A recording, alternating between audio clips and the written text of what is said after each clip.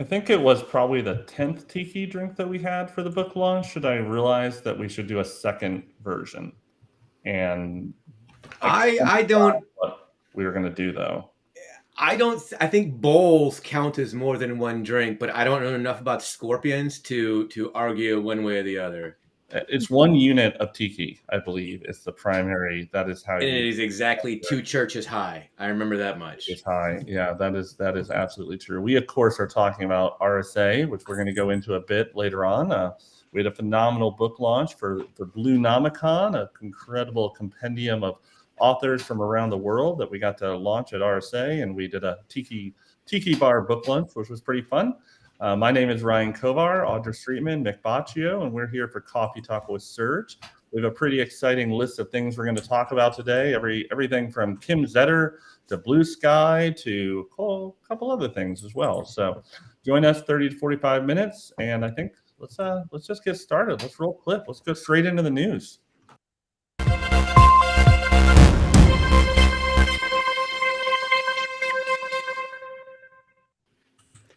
Yeah, so the first story today has to do with SolarWinds. Yes, this was back in 2020, but we're still learning more about the timeline of how this all happened. Kim Zetter just put out 2 different articles on Wired.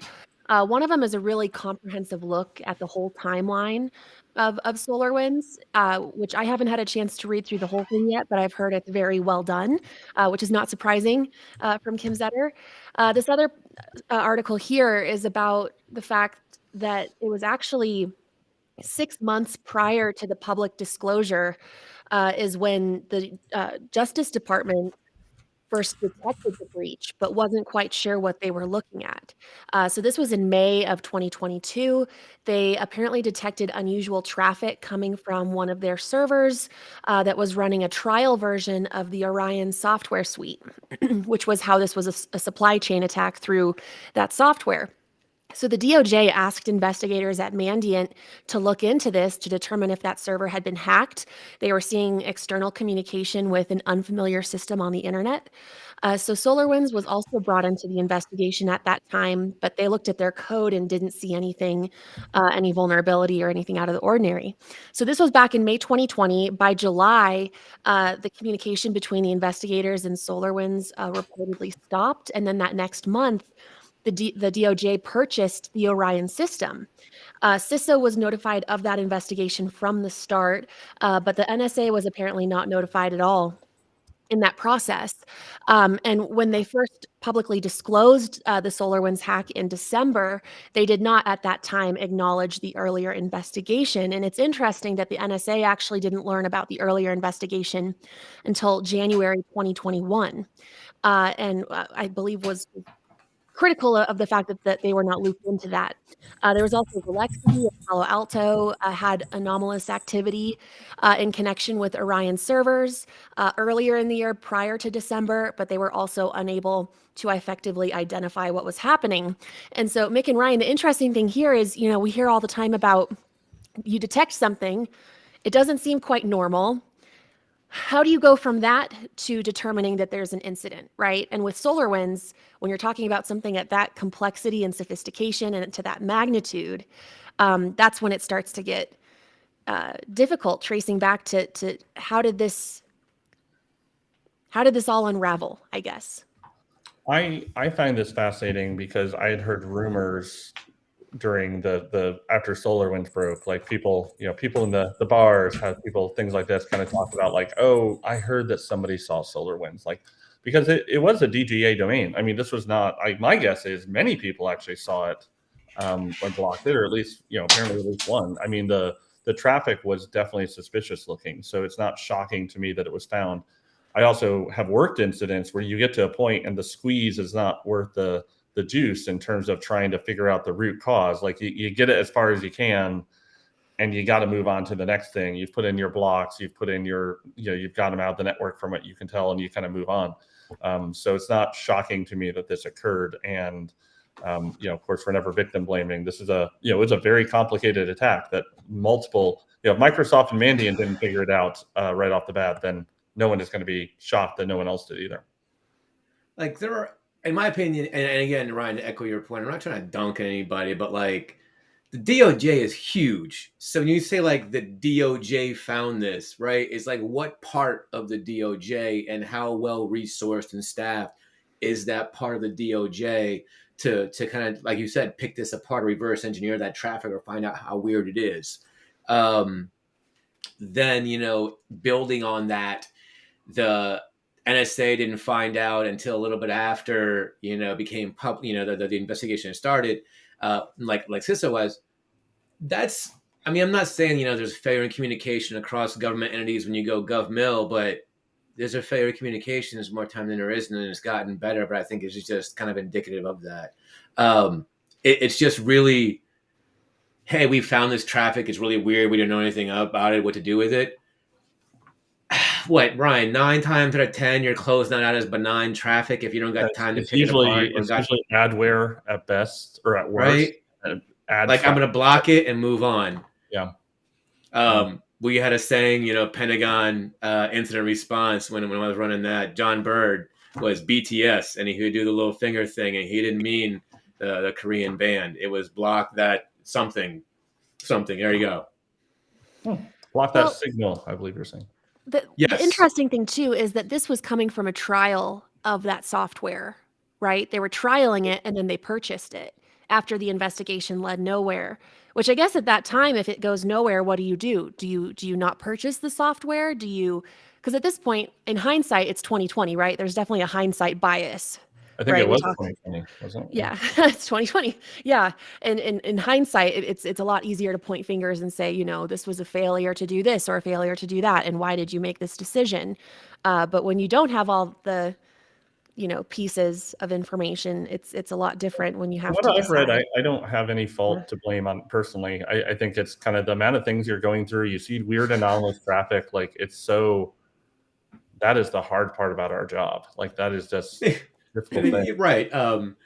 In the afterward of the Bluenomicon book that was released last week at RSA, whoever wrote the afterward, genius. But it's looking for a needle in a stack of needles. You're looking at packets and you're looking for a weird packet, and then have time to pick that apart. I don't think people understand really just the scope of work that goes into that, and also Russian intelligence services are, kind of leveraging this. Let's explain how much that elevates the game, and like your low security budget compared to that is going to defend you. It's not going to work. On top of it, it's usually DNS. It's usually web configuration or something like that. No. Let's No, it's probably, guys, I think what we should really be looking here is a software supply compromise. We should recompile the source code compared to earlier versions and see, wait a minute, this is off. Like, who's going to do that? Yeah. I think actually it was at RSA this week. I think Kevin Mandia had a session where he talked about just the difficulties when Mandiant really decided to dig into it. And it was like 2 million lines of code they had to go through, or some insane number like that. The scale, I mean, that is why when we talk about SolarWinds, it's a novel attack, and the level of effort to get in and the level of effort to detect was huge. And, Audra, you talked earlier, like, what do you do? When do you decide an incident versus not, right? And this is a case where, I'll be honest, I'm pretty damn good at my job, but I probably would have made a ticket. We would have blocked that domain. Like, I would have been like, guys, you can't keep chasing fireflies. Like, you gotta, calm down. Let's move on to the Sometimes it's horses. Yeah. So Ryan, here to follow up on that, because you have an ops background like I do. You block that domain. How often would you go back and check for hits, or would you keep it there forever? The way I do security, for me personally, if I'm able to, I would have that blocked forever, most likely. And then I would be using internal passive DNS, which is, we talked about a lot, which is, of course, what you're alluding to. We had a lot of customers come to us after SolarWinds and say, like, oh, how do I find out if I was impacted? And I say, oh, do you have 5 years of passive DNS? And they said, no. I was like, well, you're not going to find out then. For me, finding out all the details, I don't need every single connection ever made, but I would like to see all the details when it first happened, how many times, and preferably when and what. But like that was the How Biden do you do that? M2131 memo, right? They put in a whole section explicitly. You can directly link that back to why were organizations not able to tell if they were impacted by SolarWinds. Oh, they didn't have passive DNS. And now we have government regulation coming in, OMB 2131, saying, I honestly, it is expensive, but there are a few things like you can put this in S3 storage. There are techniques to collect and hold this data cold to be able to have this visibility when you need to find out later. And for me, from an ops background, like how long do you want the data? Forever? I mean, in an ideal world, yeah. I mean, there are ops. There's financial. I mean, you can spell ideal with 3 letters, though. So I think when you're talking about data storage, yeah. But that's the thing is, you don't have to record every bit of internet traffic. You don't have to record every single PCAP, but DNS, the passive DNS methodology, of which there's a lot of technology that can help facilitate that and shrink it and make it affordable, is huge, in my opinion. We're having a lot of folks come in saying, hi, Omar.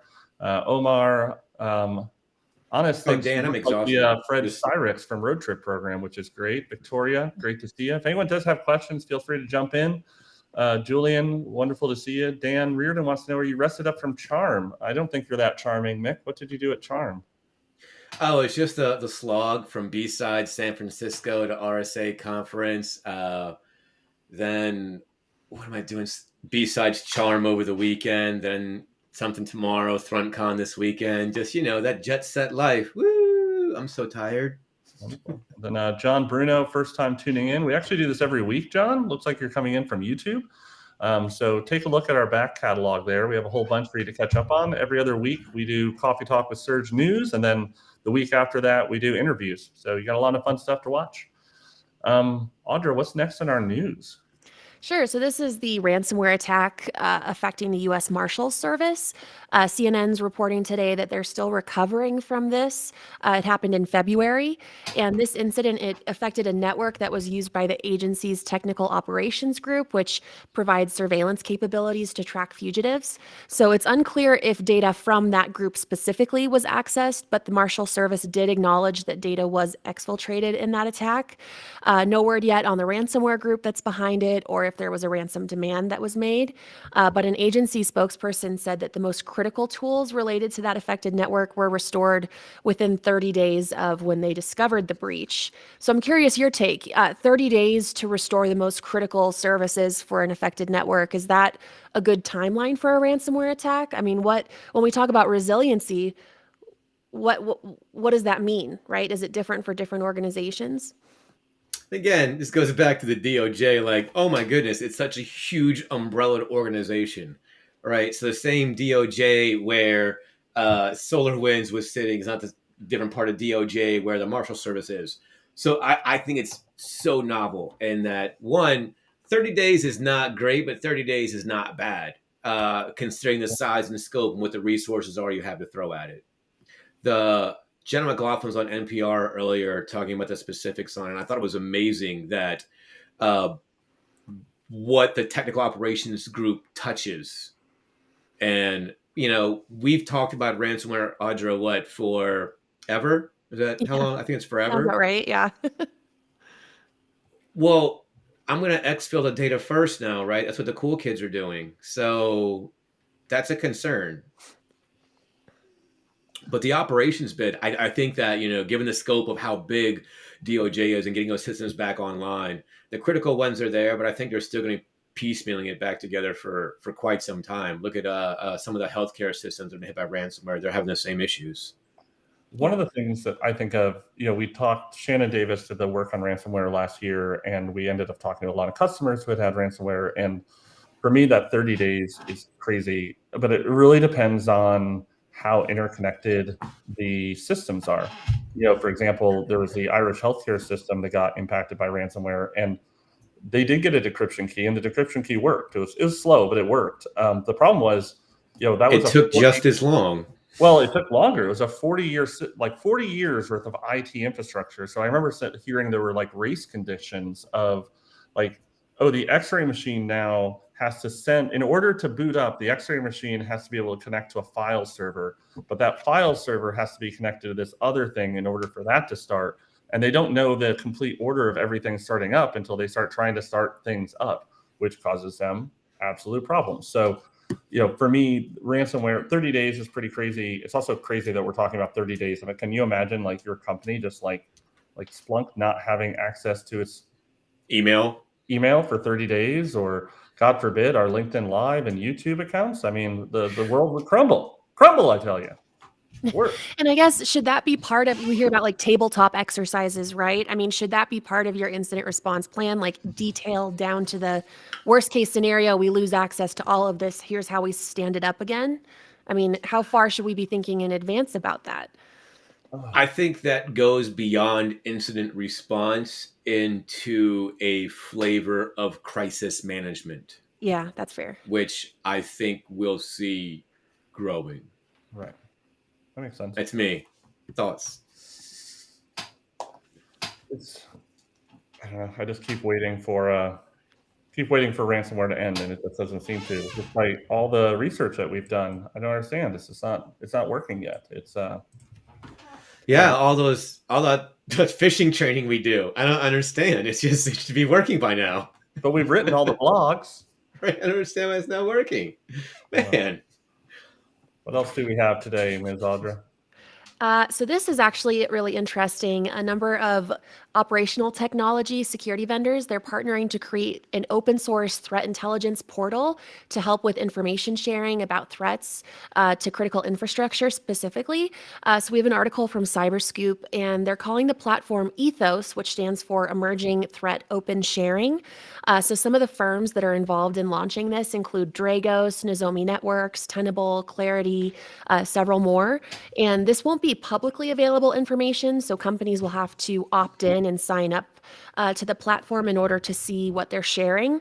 But I did think that was interesting, because we hear so much about critical infrastructure and the importance of staying atop of what threats are worth paying attention to, right? How do you discern that? And a big part of that is information sharing.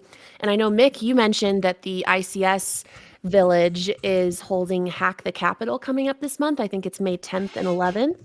And they're actually going to have a number of keynotes and speakers from the U.S. government and the Biden administration. And I believe Jen Easterly with CISA is going to be one of the speakers there. So I'm sure this will be one of the topics that comes up at that event. I know, you said Dragos is part of this. We've talked, Rob Lee is a good friend of the show, personal friend of ours.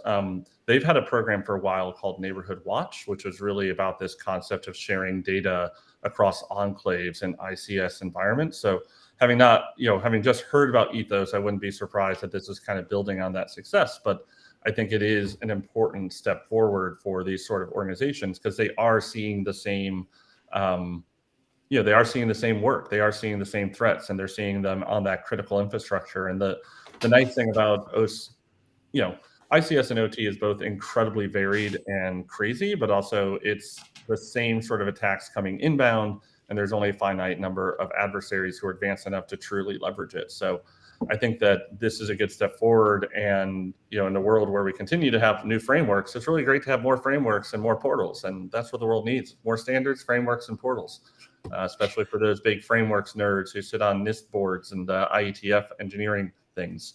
I think a lot of the conversations I had at our RSA conference, I keep saying RSAC, but that sounds weird. RSA conference last week, a lot of them revolved around OT and how, it's going to be the cool kid on the block pretty soon because it's super important. And our friends at Dragos, Danielle over at Nozomi, Audra, you've talked to her in depth. Just the scale, I think the folks we know at these companies, the environment they're trying to build in that OT space, I think is going to be critical, because we all know the resources to, the cash isn't there. So anything free, I know, Ryan, it's another portal to log into, but it's a free portal to log into, right? We're just going to keep growing all those resources, I guess. And I think this is a fantastic one, because you mentioned Rob Lee's effort over at Dragos, and that's been fantastic in the community and really, really well received. So I'm kind of looking forward to this. And if you're in DC, next week, go check out Hack the Capitol. Bryson's there, Nina's there, one of the Blue Nomicon authors.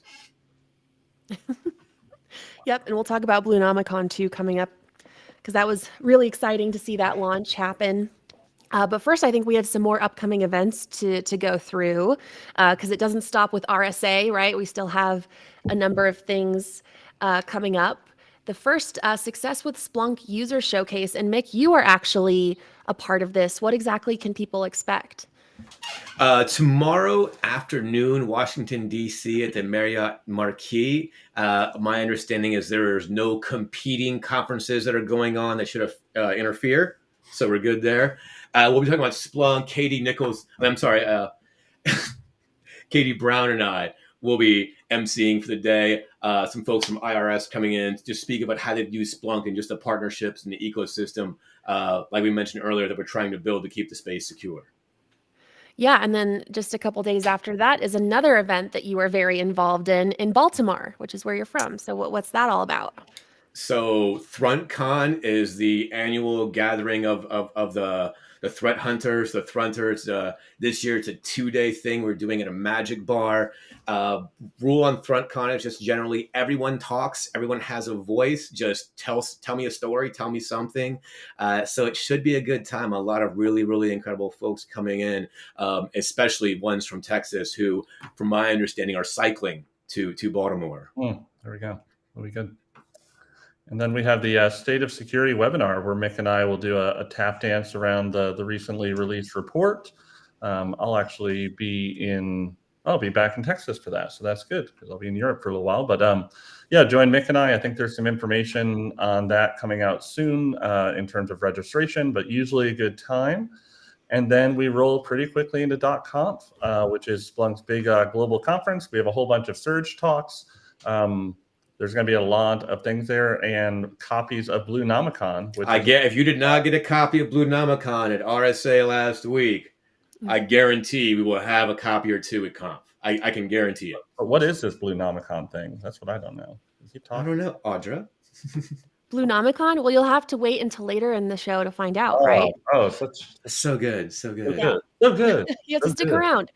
Awesome. Well, actually, no, I lied. Wait. We have one other slide, don't we? The newsletter promotion. Drew, do we have that? We don't want to forget that. We need numbers, folks. We need Sign up for the newsletter, please. If you do, I promise there is a treat for you. We have a special Surge team treat planned if we hit our goal for subscribers. So please sign up for our newsletter. And also all our Blue Nomicon updates will be we'll let you know through there as well. I think there's like 100 people watching right now, maybe 200, depending on what platform. I cannot tell you. They're probably signed up. It's a major metric for us. So help us out. It'll be great. Help us out. Great. Well, now we have the charity challenge. Yeah. Yes, indeed. Roll that clip. All right. Let's roll a clip. And now, Splunk Cybersecurity 60-second charity challenge. Remember the rules. You've got to get through an entire subject in 60 seconds, or you donate to today's charity of choice. Good luck. All right. So I am very interested to hear your thoughts on this. The topic for this challenge is about social media and the splintering of social media, specifically Twitter, Mastodon. Now there's Bluesky, which is in its beta phase. So you got to get an invite, which I don't have an invite yet. I have an invite. I'm not cool enough. No hack me at Bluesky in case you get her out there. Yep. So that's happening. I have not been on the platform. I don't know anything about it other than it exists. It is unhinged. Is it unhinged? It is it's very early internet unhinged. It is awesome. Oh, okay. Well, it just stresses me out. There's just so many different platforms now. How are we supposed to stay up with everything? So I'm curious what each of you think in terms of how multiple platforms could impact your ability to stay on top of news and what people are saying, different opinions. Are you excited about the new platforms or does it stress you out? So who wants to go first? Mick, as the 9-time in a row winner, what do you want? You know what? How about you go first? Shocker. And as I desperately tried to keep our team together and running as an organization, I had so much time to prepare. So I appreciate your benevolence. You're a kind, wonderful human. Benevolence. Benevolent. I was kind of putting the benevity and benevolence together and making a Mickism, so it worked well. Thank you. Speaking of benevolity, what's our charity today? Mick, why don't you tell us our charity? Sure. So on the second day of AAPI month, the charity today is called. Sorry, Mick, what is AAPI? Sorry, Asian American Pacific Islander Month. It's the month of May. Celebrate cultural diversity and history of Asian American peoples of America. I am one of them. Can't back that with paperwork, but we'll get to that. So Bondoc Foundation it's a Thai registered foundation with a mission to provide access to education, healthcare, and child protection services to vulnerable children living in urban areas and construction camps in Thailand. So super great charity. So glad you're going to be donating today when you lose. Great. Love it. Thank you. Okay. Let's roll clip or timer, I suppose. Okay, so I only got into Twitter because of my background in nation-state threat hunting. I found out that all the cool kids, unlike Mick, who is not a cool kid, were actually posting things on Twitter. And that's where I had to find the latest breaking news. That's where all the vendors were putting information. And that's where I really started to first just follow accounts. I didn't really post anything because of my previous role. Once I joined Splunk, I realized there was a lot of value in me pushing out the stuff that I was working on in my team. So I joined and I started participating. Then Twitter kind of went crazy. Then there was Mastodon. I chose not to go to Mastodon. Everyone kind of went back to Twitter. Now they're going over to Bluesky. Things are complicated. I'm not really sure what's happening.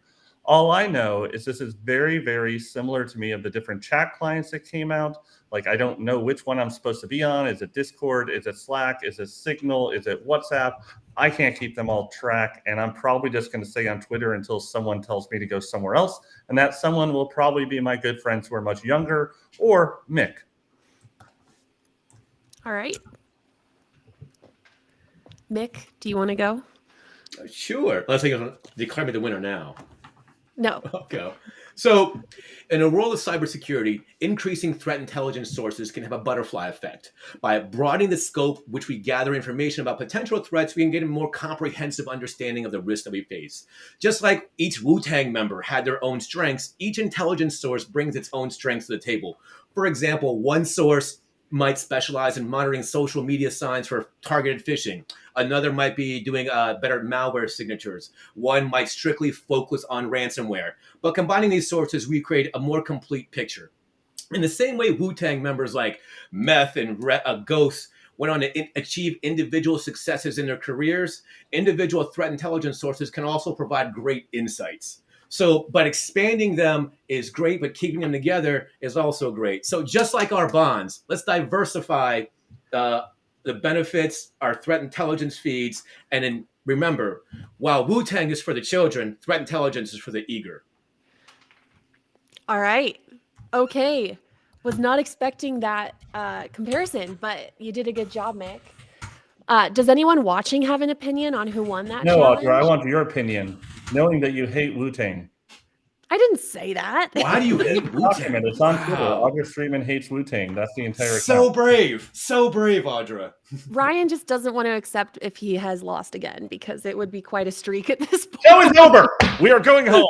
One more show. We are done. Well, I think, gosh, Ryan, I really am rooting for you. I want you to win one of these. But with the Wu-Tang comparison, you just can't. So good. Really? This is what we're at now? Oh my God. Next time. I want you to win so bad, Ryan. This is horrible. This is like high school all over. Oh, sweetie, I'm rooting for you, but no, she'll never say yes. Oh, Well, horrible. yeah, Mick, I'm going to say you won just because of those references. I disagree with you, though, about that because I do think it's stressful and it would be nice to have one central location to follow. Don't So pity we agree were with me. talking about that Don't earlier, pity. though. No pity here. The 1v1 is fine. Jeez. So You presented we your were talking about argument well, earlier. even though I disagree with it. But I think you have to have those sources, or just focus on your thing. Yeah, but I think the thing about Twitter before things got weird is it was just a lot of sources on one platform. where you could follow, like everyone had their Twitter account. You could follow the New York Times, you could follow NPR, you could follow whatever security firms and people But you before wanted that, to you could do follow. that on RSS feeds. Yes, No, that's RSS feeds true. died with Google Reader, and it was never resurrected again.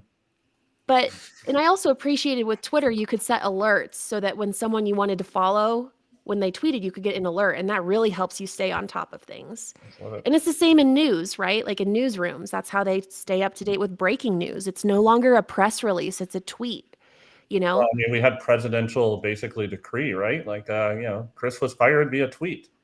That's a whole other conversation. We could pull that thread if you want to and scrap the other thing. But I have serious issues with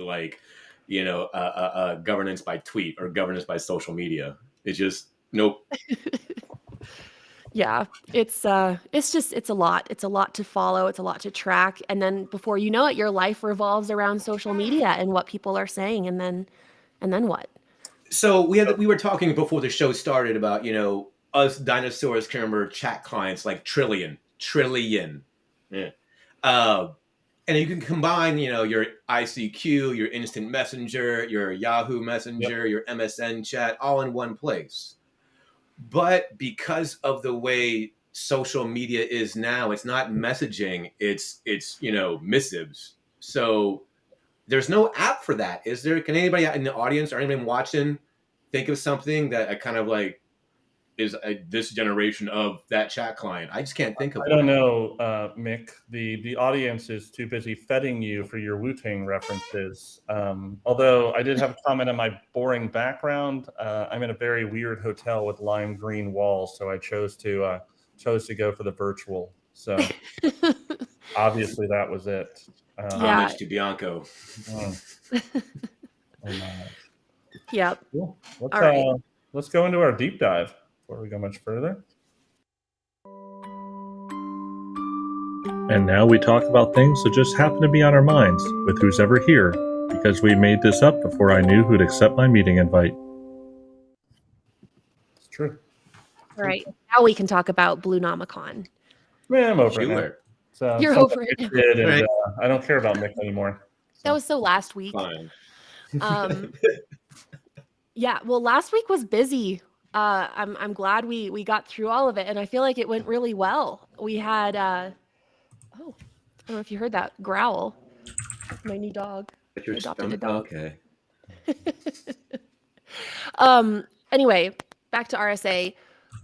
I think we have a collage here of all the things that we did last week that Drew, our producer, put together. My. And so let's kind of go through. So up on the right here, we have the Bluenomicon book, and that, Mick, that's a project that you worked on for a while, like almost probably more than a year at this point. Right.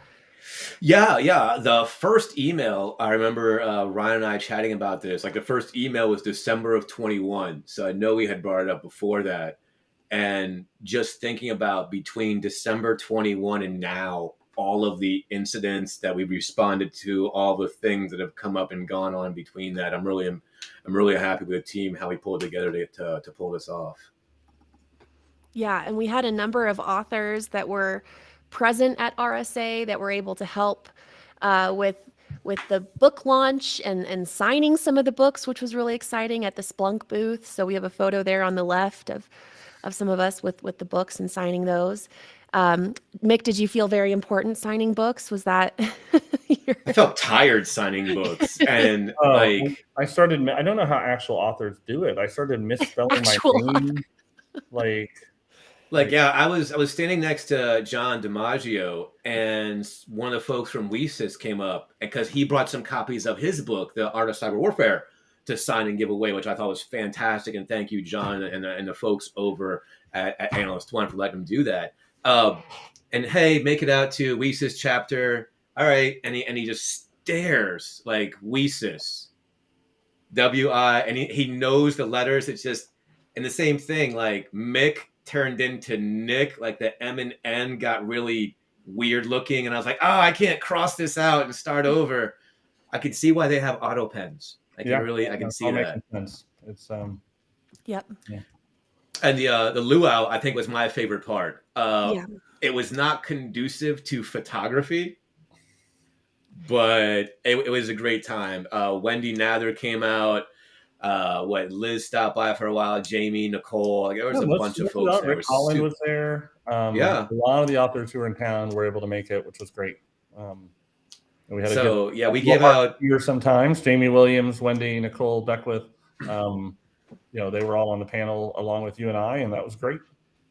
And we gave out all of our copies we brought with us. So I know we're happy about that, folks. If you got a copy at RSA conference, or you got one somehow between then and today, and you read it, let us know what you think. Would love to hear about good, bad. We want some feedback. We want to see what we did right, what we did wrong, and what we can do for the next one. And we're gonna. When are we gonna have more copies available, Mick? What's the deal there? I don't know. Is your printer working? I know you've got a printer. You're so good with that. I don't actually have a printer anymore. We had to throw another one out. So you burn it. You buy a printer every year just to burn it. I've seen the pit. I know we're going to have a bunch of copies at Conf. I know wherever you find one of us, we'll probably have some copies in our pocket. No working problem. on a digital version later this summer, either Conf or Black Hat. Bunch of interviews with more of the authors, a bunch of content from some of the stories and some of the lessons they've written down. So it was a super, super busy week. I'm really, really happy. Thanks to everyone that participated. But that's just the book part of it, right? Mm-hmm. We did even more than that. 3 people on the team spoke, all of them named Ryan. Was that it? Dr. Fetterman was able to give his talk on that we presented on his behalf in at Gov Summit around using math to basically look at MITRE ATT&CK TTPs across open source and open and private reporting, which he then updated. If you haven't watched it, please, it's a fantastic talk, and you can go back and watch Ryan Kovar and I give the same content at Gov Summit, and you can compare them and go, oh no. One of these is not like the other. Dr. Fetterman.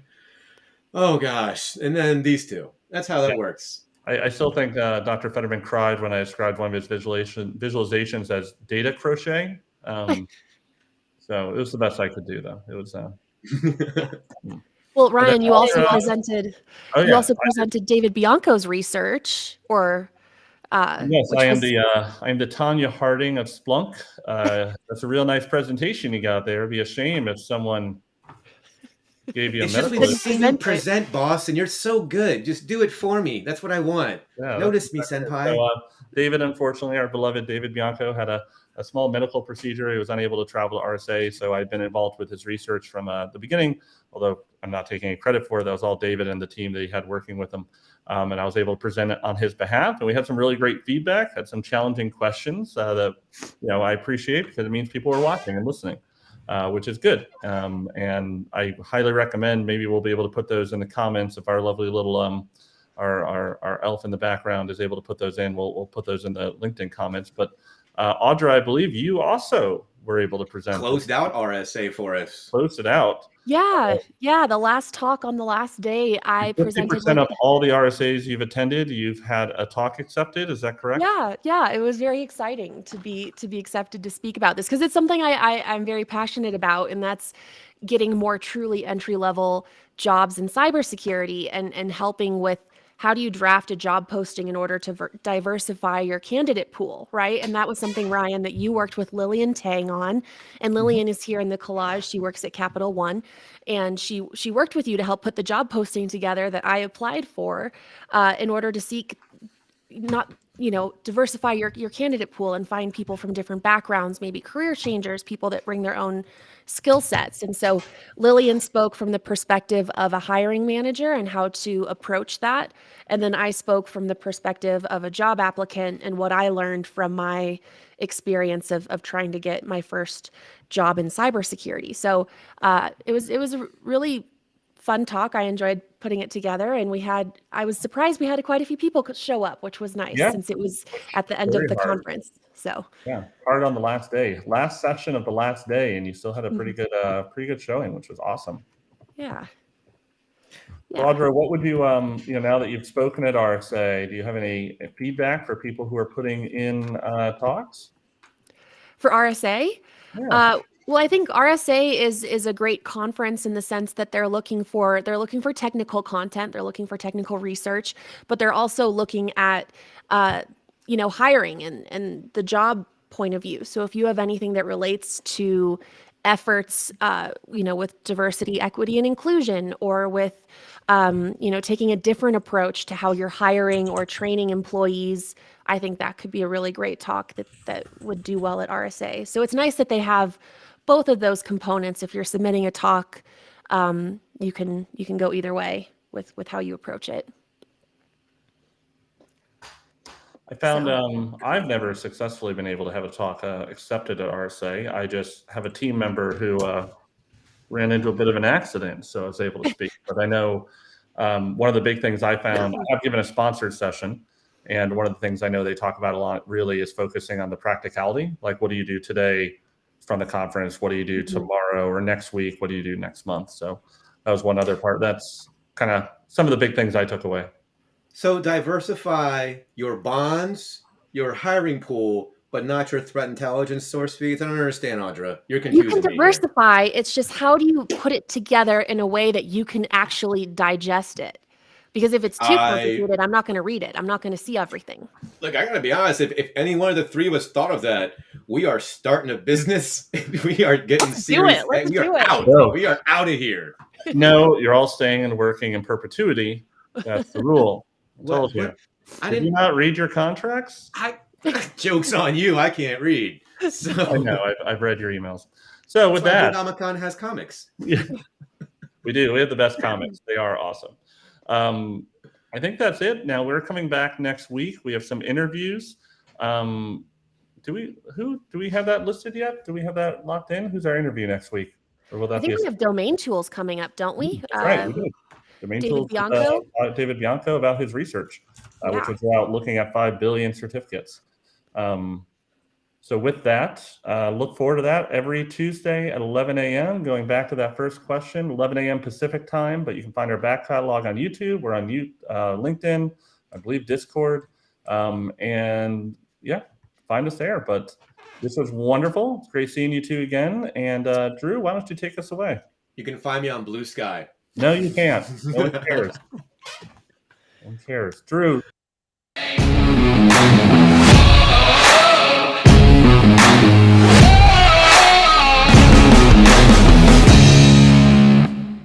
Surge.